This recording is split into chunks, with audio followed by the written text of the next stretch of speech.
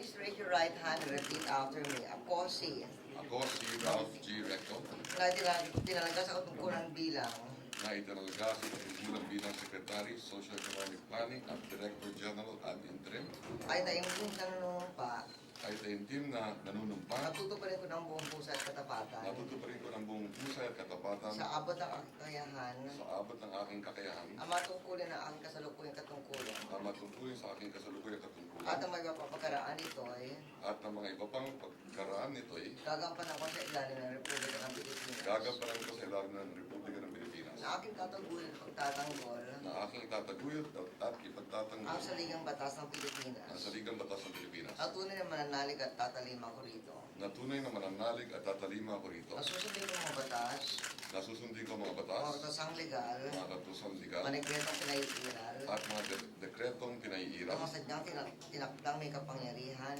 ng mga sadyang itinakdang may ng kapangyarihan Republika ng Pilipinas ng Republika ng Pilipinas. at kusa kong babalikatin ang pananagutang ito At husa kong babalikatin ang pananagutan ito nang wala anumang kusabali nang walang anumang o hangaring pasubali umiwas o hangaring umiwas. kasi nawa ka ng Diyos. Kasi nawa ako ng Diyos. Congratulations. Thank you, ma'am. Congratulations, Secretary Recto of Social Economic Planning and Director General, National Economic Development Authority. Thank you, ma'am. Thank you, Secretary Recto. May we now have Honorable Gabriel Claudio as Political Advisor, Office of the Political Advisor, Office of the President, and members of his family to join the President.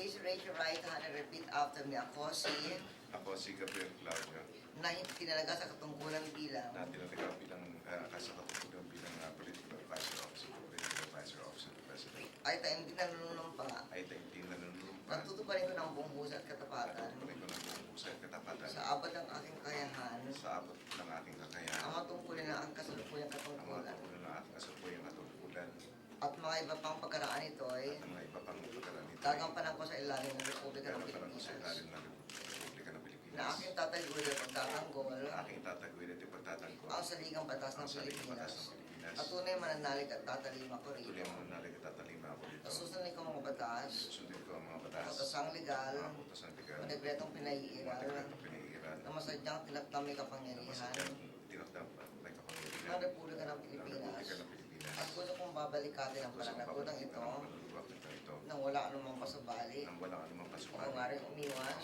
kasi nawa ko ng Diyos. Congratulations po.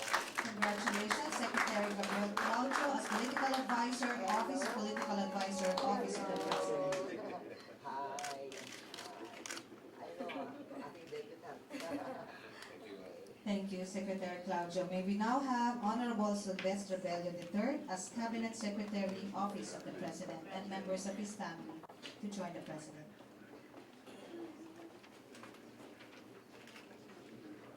Please raise your right hand and repeat after me. Ako Ako si Sylvester H. Bello III na tinalaga sa katungkulan bilang na itinalaga sa katungkulan bilang Cabinet Secretary, Office of the President, ay taimtim na nanunumpa ay taimtim na nanunumpa ito pa rin ko ng buong puso at karapatan na tutuparin ko ng buong husay at katapatan sa abot ng aking kakayahan sa abot ng aking ang kakayahan mga tungkulin ng aking kasalukuyang katungkulan ang mga tungkulin ng aking kasalukuyang katungkulan at ang bagong pagkaraan nito ay at ng mga ibabang pagkaraan nito ay gagampanan ko sa ilang ng Republika ng Pilipinas gagampanan ko sa ilalim ng Republika ng na Pilipinas, aking tataguyod at pagtatanggol na aking itataguyod at ipatatanggol ang saligang batas ng Pilipinas ang saligang batas ng Pilipinas, na tunay na mananalig at tatalima ko rito na tunay na mananalig at tatalima ako rito, na susundin ko mga batas na susundin ko ang mga mga batas, tasang legal mga kautosang at legal, panipitong pinaiiral at mga dekretong na pinaihiral masadyang tinakdang may kapangyarihan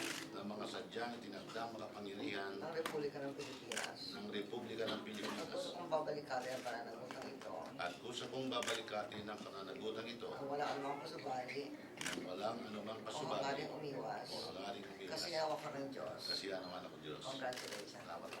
Congratulations, Secretary Bello as Cabinet Secretary, Office of the President. That concludes the oath-taking ceremony for this afternoon. Once again, congratulations